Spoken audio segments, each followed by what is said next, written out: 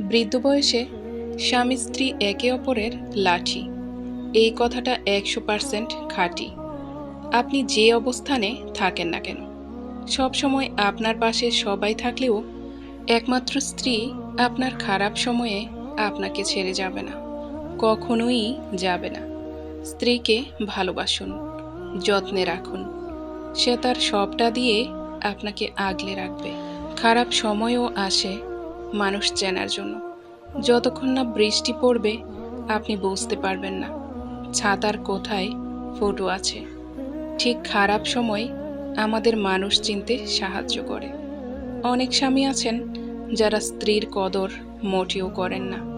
আত্মীয় স্বজন অথবা তার বাবা মায়ের কথায় স্ত্রীকে তুচ্ছ তাচ্ছিল্য করেন।